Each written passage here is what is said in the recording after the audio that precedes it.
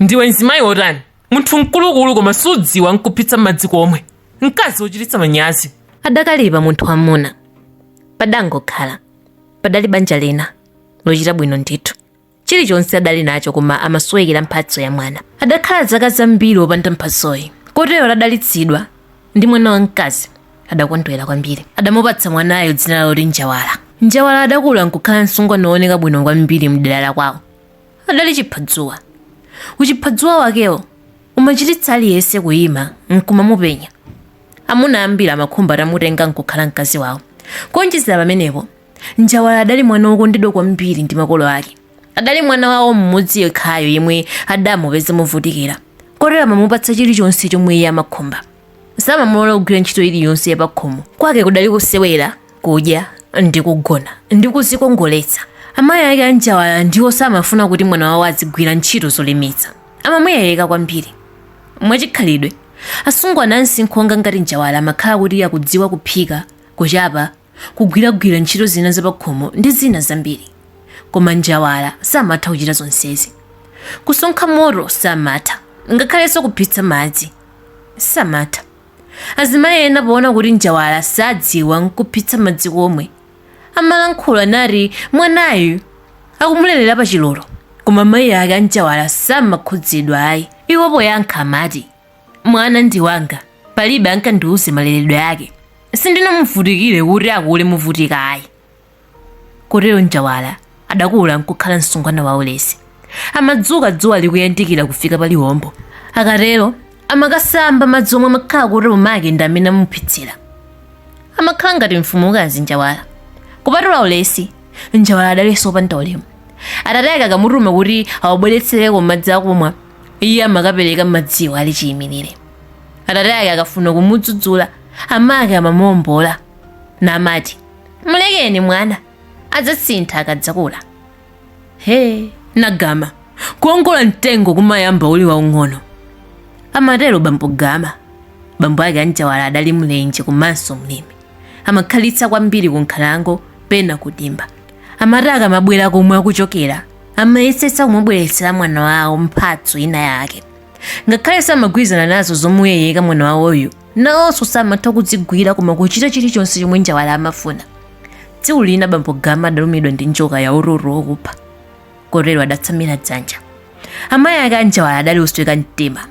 Adaleka kudya, nayamba kudwala, ndipo posakhalitsa adawatsatira amuna awo. Akhala bwanji Njawala yekha opanda makolo. Atayika maliro, asuwena awo amayi ake a Njawala adamutenga nkumakakhala naye. Akuluakulu akubanja kwawo adasonkhana nakambirana kuti Njawala wakula tsopano, wafika msinkhu rapide kubanja. Kotero amuyang'anire mamuna. Mamuna sadavute kupeza. Njawala adakwatiwa.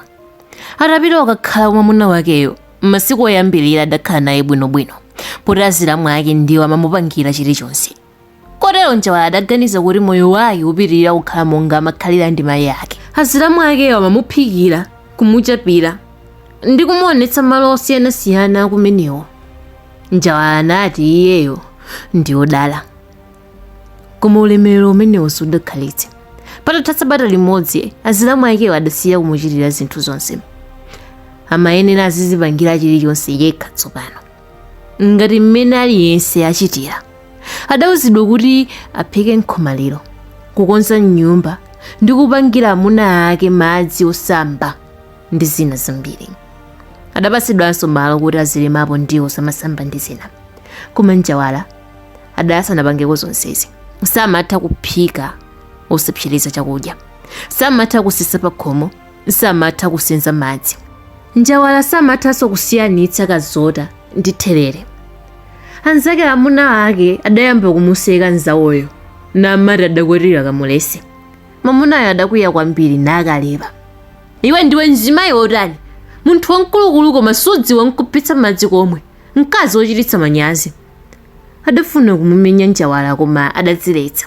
Nati, kumenya mkazi si cha amuna ayi, ukuyenera kusintha khalidwe lakoli. Mmawa wina, pamene Njawala adakhala pansi pa mtengo ku munda wake wamasamba, momwe mudali mowirira kwambiri, Njawala adayamba kulira. Adadzilankhulira kwakuputa misonzi yake. Amama, bwanji simunandiphunzitse zintchito zapakhomo, bwanji simunandiphunzitse kukhala mkazi wolimbikira ngati inuyo. Adalira mpaka pamene adamva mawu a amayi ake. Namuwuza kuti, Njawala mwana wanga, mvetsera ndipo mvetsetsa. Ndikuphunzitsa mmene tichitira. Chonde uwonetsetse. Kenako adatenga khaso nayamba kuyimba nyimbo nati, Njawala, Njawala, Njawala munakwasa ndione, akazi alima chonchi Njawala munakwasa ndione. Mmene amayimbamo kuti munda udzokuchoka, Njawala adanyadira. Amuna ake atabwera nkuona mmene Njawala wagwirira ntchito adamuyamikira. Kotero ntchito iliyonse yomwe amayenera kugwira, Njawala amayitana amayi ake nati, Bwelana mama ndinomda ndilekelela, bwelana mama ndinomda ndilekelela.